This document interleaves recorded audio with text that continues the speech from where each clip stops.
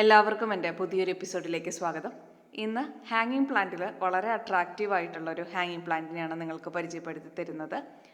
Flame violet. ഈ ഒരു പ്ലാന്റിനെ Episcia എന്നൊക്കെ അറിയപ്പെടുന്നുണ്ട്. ഇതിൻ്റെ മെയിൻ അട്രാക്ഷൻ എന്ന് പറയുന്നത് ഇതിൻ്റെ പൂക്കൾ മാത്രമല്ല അട്രാക്റ്റീവ് ആയിട്ടുള്ളത്, ഇതിൻ്റെ ഇലകൾ കാണാനും ഭയങ്കര അട്രാക്റ്റീവാണ്. പല വെറൈറ്റിയിൽ പല കളറിലുള്ള പൂക്കളുള്ള ചെടികൾ ഇന്ന് കിട്ടും. എൻ്റെ കയ്യിൽ 2 വെറൈറ്റീസാണുള്ളത്. ഈ ഒരു എപ്പിസോഡിൽ ഞാൻ ഈ ഒരു പ്ലാന്റിൻ്റെ കംപ്ലീറ്റ് കെയറാണ് പറയാനായിട്ട് ഉദ്ദേശിക്കുന്നത്. ഈ ഒരു പ്ലാന്റ് വളരെ ഈസി കെയറിങ് ആയിട്ടുള്ളൊരു പ്ലാന്റാണ്. ബിഗിനർക്ക് പോലും സ്റ്റാർട്ട് ചെയ്യാൻ പറ്റിയൊരു പ്ലാന്റ് ആണോ എന്ന് ചോദിച്ചാൽ അതെ. ഇതിന് മറ്റൊരു അട്രാക്ഷൻ എന്ന് പറയുന്നത് വളരെ പെട്ടെന്ന് തന്നെ ഫാസ്റ്റായിട്ട് ഗ്രോ ചെയ്തിട്ട് ബുഷിയായിട്ട് ചട്ടി നിറഞ്ഞു നിൽക്കുന്നൊരു പ്ലാന്റാണ്. പെട്ടെന്ന് അതിൻ്റെ പൂക്കൾ ഇടാനായിട്ട് തുടങ്ങും. പ്രത്യേക രീതിയിൽ നമുക്ക് പൂക്കൾ ഉണ്ടാവാൻ വേണ്ടി പ്രത്യേകിച്ചൊന്നും ചെയ്യേണ്ട ആവശ്യമില്ല. അതുപോലെ തന്നെ കെമിക്കൽ ഫെർട്ടിലൈസേഴ്സിൻ്റെ ആവശ്യമൊന്നും ഇല്ലാതെ തന്നെ നല്ല ഹെൽത്തി ആയിട്ട് വലുതാവുന്ന ഒരു പ്ലാന്റാണിത്. കെയറിനെ പറ്റി പറയുകയാണെങ്കിൽ ഡയറക്റ്റ് സൺലൈറ്റ് ഒരിക്കലും സൂട്ടബിൾ അല്ല. ഇതിൻ്റെ ഇലകളാണെങ്കിലും കൊമ്പാണെങ്കിലും ഒക്കെ ഈ വെള്ളം തങ്ങി നിൽക്കുന്ന ടൈപ്പുള്ള ഒരു ഇലയാണിത്. അപ്പോൾ അതുകൊണ്ട് തന്നെ ഡയറക്റ്റ് സൺലൈറ്റിൽ വെക്കുകയാണെങ്കിൽ ഇതിൻ്റെ ഇലകളൊക്കെ കരിഞ്ഞു പോകും. അതുകൊണ്ട് ബ്രൈറ്റ് ഇൻഡയറക്റ്റ് ലൈറ്റ് കിട്ടുന്ന ഒരു സ്പോട്ടിൽ നമുക്കിതിനെ വയ്ക്കാവുന്നതാണ്. ഈ ഒരു പ്ലാന്റിന് ഫ്ലവേഴ്സ് നല്ല ഭംഗിയിൽ പ്ലാന്റ് ഹെൽത്തിയായി നിന്നാൽ തന്നെ ഇതിൽ നിറയെ പൂക്കൾ ഉണ്ടാവാനും അതുപോലെ തന്നെ ബുഷിയായിട്ട് വലുതാവാനൊക്കെ തുടങ്ങും. ഇനി ഇതിൻ്റെ നനയെക്കുറിച്ച് പറയുകയാണെങ്കിൽ ഓവർ വാട്ടറിങ് നമ്മൾ എല്ലാ ചെടികളിലും പറയുന്നത് പോലെ ഒഴിവാക്കുക. ഇത് അതേ വെറൈറ്റി തന്നെ ഞാൻ നട്ടിട്ടുള്ളതാണ്.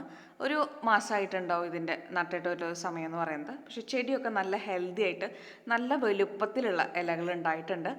അപ്പോൾ എനിക്ക് തോന്നുന്നു ഞാൻ എടുത്ത പോട്ടിംഗ് മിക്സ്ചർ ആപ്റ്റാണ്. പ്രത്യേകിച്ച് പോട്ടിംഗ് മിക്സ്ചറിലാണെങ്കിലും നമുക്ക് പ്രത്യേകമായിട്ടുള്ള കെയറോ അതല്ലെങ്കിൽ കെമിക്കൽ തിങ്സിൻ്റെ ഒന്നും ആവശ്യം വരുന്നില്ല. മണൽ, ചാണകപ്പൊടിയാണ് ഞാനിതിലെടുത്തിട്ടുള്ളത്. ഈക്വൽ പ്രൊപ്പോർഷനിലാണ് എടുത്തിട്ടുള്ളത്. അങ്ങനെ വെച്ചിട്ട് നോക്കുമ്പോൾ ചെടി നല്ല ഹെൽത്തി ആയിട്ട് തന്നെ വലുതാവുന്നുണ്ട്. നിങ്ങൾക്കും ആ ഒരു പോട്ടിംഗ് മിക്സ്ചർ ഈ ചെടിക്ക് വേണ്ടിയിട്ട് ഉപയോഗിക്കാം. കെമിക്കൽ ഫെർട്ടിലൈസേഴ്സ് തീരെ ഉപയോഗിക്കേണ്ടതെന്ന് ഞാൻ മുന്നേ പറഞ്ഞുവല്ലോ. കാരണം ഇതിൻ്റെ എന്താ പറയുക, കമ്പാണെങ്കിലൊക്കെ വളരെ സെൻസിറ്റീവ് ആയിട്ടുള്ളതാണ്. കെമിക്കൽ ഫെർട്ടിലൈസേഴ്സൊക്കെ നമ്മളുടെ അറിവ് കുറവുകൊണ്ട് എന്തെങ്കിലും കൂടുതലൊക്കെ ആയി വന്നു കഴിഞ്ഞാൽ ഇതിൻ്റെ ഇലകളും അതുപോലെ തന്നെ സ്റ്റമ്മൊക്കെ ചീഞ്ഞു പോകാനുള്ള സാധ്യതയുണ്ട്.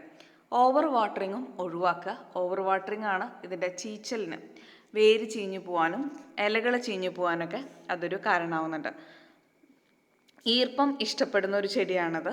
അതുകൊണ്ട് തന്നെ നമുക്ക് വേണമെങ്കിൽ ചകിരിച്ചോറ് ആഡ് ചെയ്യാം. പക്ഷേ വെൽ ഡ്രെയിൻഡ് ആയിട്ടുള്ളൊരു പോട്ടിംഗ് മിക്സ്ചർ ആയിരിക്കണം.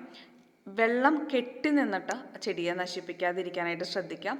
ഒരു നനയിൽ നിന്നും അടുത്ത ദിവസം നനയ്ക്കുന്നതിന് മുൻപ് മേൽമണ്ണ് ഡ്രൈ ഔട്ട് ആയിട്ടില്ലെന്ന് ചെക്ക് ചെയ്യാം. അതല്ലാതെ പക്ഷം നമ്മൾ നനയ്ക്കാതിരിക്കുക തന്നെയാണ് ബെറ്റർ ആയിട്ടിരിക്കുക. പിന്നെ ഈ ഒരു ചെടിയിൽ നമ്മളുടെ കയ്യിൽ ഉണ്ടായിരുന്ന വെറൈറ്റിയാണ്. ഇതിനു മുന്നും ഉണ്ടായിട്ടുണ്ട്. 1 വർഷത്തോളമായി നമ്മളുടെ കയ്യിൽ ഈ ഒരു ചെടി വന്നിട്ട് പ്രത്യേകിച്ച് രോഗബാധയൊന്നും കണ്ടിട്ടില്ല. വലിയ രീതിയിൽ ഒരു കെയറും ആവശ്യമില്ല. നമുക്ക് വേണമെങ്കിൽ ഫെർട്ടിലൈസർ എന്ന നിലയിൽ ചാണകപ്പൊടി ഒരു മാസത്തിൽ 1 പിടി എന്നുള്ള രീതിയിൽ ഇട്ട് കൊടുക്കാവുന്നതാണ്. പിന്നെ സ്ലോ റീസിങ് ആയിട്ടുള്ള എന്തെങ്കിലും ഓർഗാനിക് ആയിട്ടുള്ളത് നമുക്ക് അപ്ലൈ ചെയ്ത് കൊടുക്കാം. ഇതൊക്കെയാണ് ഇതിൻ്റെ വളപ്രയോഗങ്ങൾ വരുന്നത്. ഈ ഒരു ചെടി എൻ്റെ കയ്യിൽ ഒരു പ്രശ്നം എന്ന് പറഞ്ഞു കഴിഞ്ഞാൽ, ഞാൻ നിങ്ങൾക്ക് അടുത്ത വെറൈറ്റി നിങ്ങൾക്ക് പരിചയപ്പെടുത്തി തരാം. ഇതാണ് എൻ്റെ കയ്യിൽ അടുത്ത വെറൈറ്റി വരുന്നത്. ഇതിൻ്റെ പൂവിൻ്റെ കളറ് നല്ല ഓറഞ്ച് ഷെയ്ഡാണ്. ഇത് നമ്മളുടെ കയ്യിൽ 1 വർഷത്തോളം നല്ല ഹെൽത്തി ആയിട്ട് നന്നായിട്ട് വലുതായിട്ടുണ്ടായിരുന്നതാണ്. പിന്നെ അത് ചത്തുപോയി. എനിക്ക് തോന്നുന്നു ഇത് 1 വർഷത്തോളമാണ് ഇതിൻ്റെ ഒരു ലൈഫ് സ്പാൻ എന്ന് വരുന്നത്. അപ്പോൾ പിന്നെ ആ ചട്ടിയിലുള്ള ചെടിയിൽ തന്നെ ഞാൻ കുറേ കെയർ ചെയ്യാൻ നോക്കിയിരുന്നു. പക്ഷേ അത് എഫക്റ്റീവ് ആയില്ല. അതിൽ നിന്നും ഒരു കമ്പ് നട്ടിട്ടുണ്ടാക്കിയതാണ്.